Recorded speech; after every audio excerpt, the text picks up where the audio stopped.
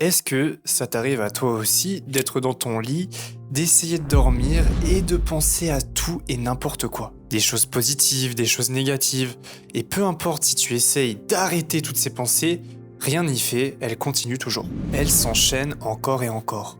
Et si j'aurais pu faire ça?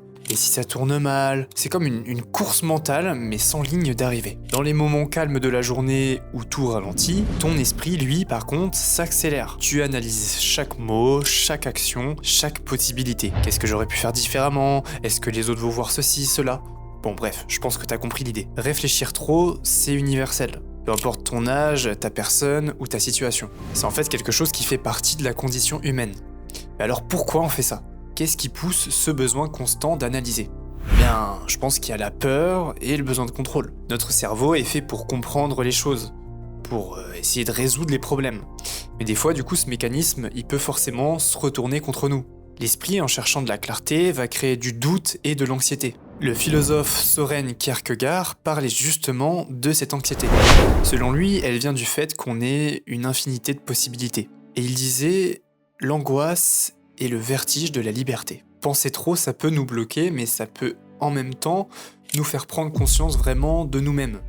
Encore faut-il faire face à cette anxiété. Beaucoup de gens d'ailleurs autour de moi, et même sous mes vidéos, pensent que trop réfléchir, c'est que du négatif. Mais les choses sont jamais totalement noires ou blanches.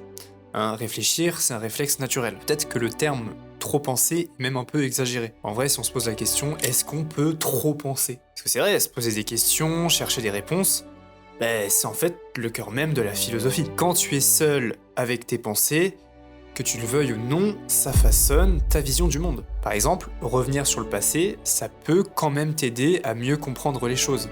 Par contre, ça les fera pas changer. C'est vrai, au moins tu peux réfléchir à ce que tu aurais pu faire de mieux, et surtout à ce que tu pourras essayer d'éviter la prochaine fois. Mais parfois, toi comme moi, on réfléchit à des choses inutiles. Comme par exemple, est-ce que cette personne m'aime alors que en fait elle a aucune information sur toi, ou l'inverse. Et pourtant, parfois je pense qu'il faut pas essayer de les ignorer et plutôt les écouter, ces pensées. Par contre, j'en connais un qui serait pas d'accord avec ça. Et oui, je vais bien te parler de Nietzsche dans cette vidéo. Je pense qu'il serait pas du tout d'accord avec ça. Pour lui, trop réfléchir, c'est un problème moderne.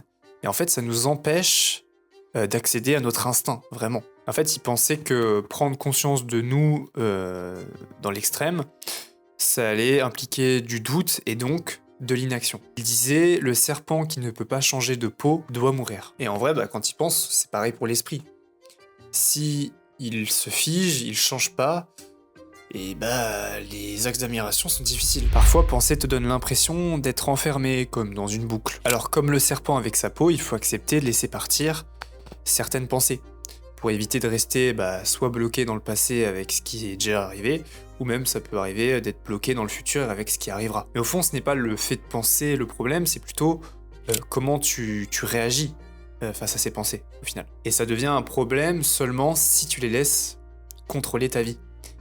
D'ailleurs, je trouve ça super ironique qu'on est en train de réfléchir au fait de trop réfléchir. Et pourtant, ça montre qu'on peut en vrai complexifier les choses pour rien. Les rendre difficiles alors qu'au final, elles sont juste naturelles et intrinsèques. Et d'ailleurs, quand j'y pense, on est beaucoup à avoir des pensées, surtout la nuit. Alors pourquoi la nuit? Je pense que la nuit, on est dans notre lit et en fait, on est seul avec nos pensées la plupart du temps. Soit il y a du bruit, soit il y a du monde, mais on est quasiment constamment entouré de personnes. Et donc forcément, ton esprit, il n'a pas l'habitude de ce vide. Alors il va essayer de le combler avec des sentiments, des regrets, parfois de la douleur, parfois de la joie. Mais en tout cas, tu seras quand même dans cette optique de trop penser. Et donc la conclusion de cette vidéo, c'est que voilà, tu vas trop penser, tout le monde va trop penser, personne n'y échappe. Maintenant, à toi de voir comment tu as envie de réagir. À toi de voir aussi, est-ce que tu veux rester dans cet inconfort? Moi, je pense qu'il y a vraiment une possibilité de régler cette espèce de conflit que tu as avec toi-même, parce que c'en est un. Je pense que tu as juste à prendre ce qui est positif, donc si tu penses positivement, on garde, et si c'est trop négatif, on jette. Et comme l'a dit René Descartes, je pense, donc je suis.